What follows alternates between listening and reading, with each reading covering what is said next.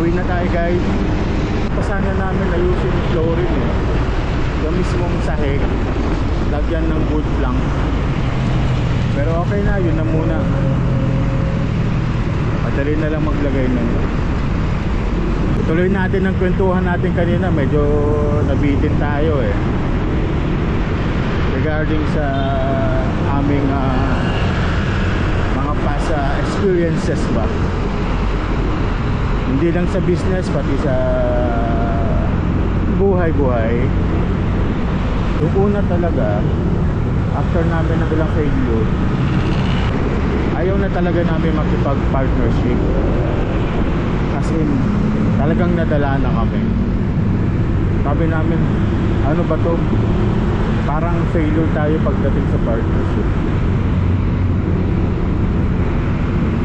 Pero syempre, nagbabago ang panahon, nagbabago ang isip. Normal na yun sa isang tao.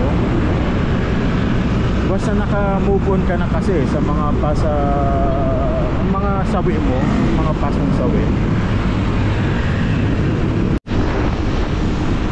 Hindi naman kami nagsisisi sa mga past experiences namin. Actually, nagpapasalamat na kami. Kasi doon talaga kami marami natutunan. As in, natuto talaga kami. Sobra kami nag-iingat na. Itong concept ng pagdala ng kinalas dito sa Bicol, actually years na ito gusto namin ma-execute.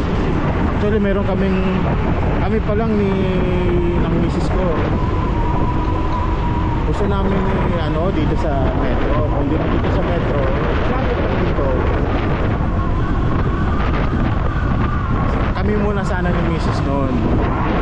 Siguro mga year late 2001 or early 2022. May nakita na nga kami pwesto sa may pataas ng Antipolo, malapit sa katabi lang ng Sea Oil. Ang problema, hindi namin gustong-gusto ko talaga yung pwesto na yun eh, kasi daanan ng biker, ng rider. Kaso nga lang, yung pwesto na yun, malaki siya.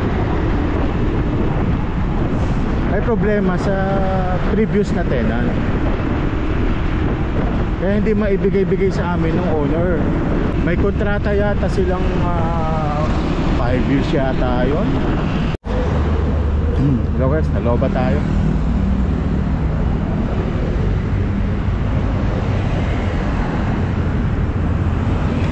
Okay na.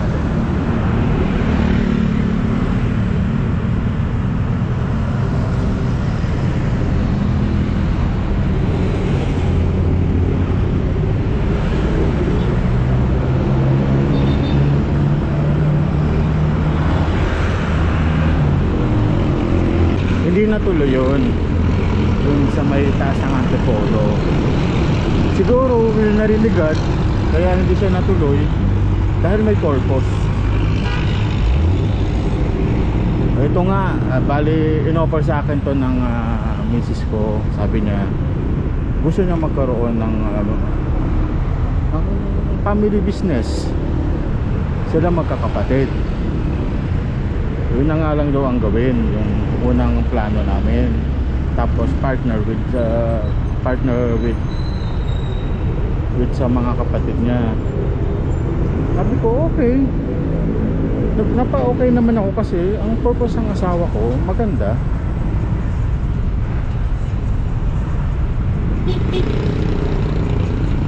Maganda yung niya, layunin niya. Gusto niyang tulungan yung mga kapatid niya. Sino ba naman ako para hindi suportahan yun, di ba?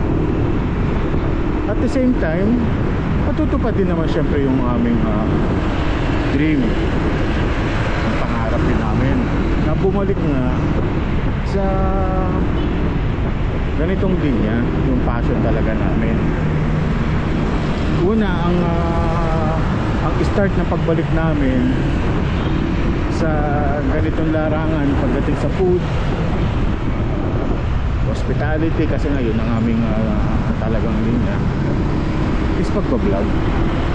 Pagpupublog, at least yun talaga na-start namin. And then ito, business, food business, after namin ng ilang taon na kumbaga umalis kami sa aming comfort zone.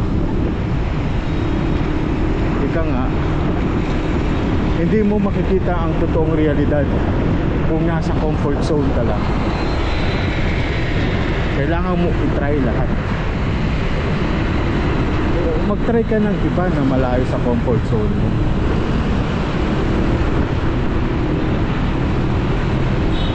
Kasi doon mo matututunan ng buhay. Dahil nga maganda yung layunin ni Mrs. Sino ba naman ako para pigilan yun, di ba?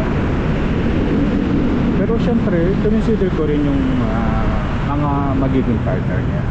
Hindi lang porket gusto niya, oo lang ako. Yung mga kapatid naman niya na kasama niya ngayon is kilalang kilala na namin. Sila yung talagang true thick and thin. Isa nga yung pinag-aaral namin. Actually hindi naman kami lang nagpa-aral. Marami kami nagtulong-tulong para makapag-aaral siya. Ngayon nasa mataas na posisyon na siya sa kumpanya nila. Yung nakasama namin sa bahay, yung iba nakikinupok namin.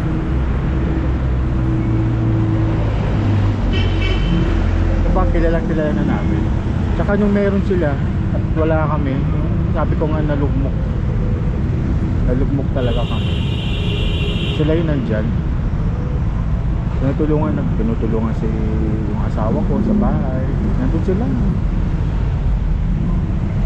Itong video na to, nag-share lang naman ako para kahit paano merong mapulot na aral. Tayo mga followers namin, hindi man ganun kalakihan, at least ma-share namin.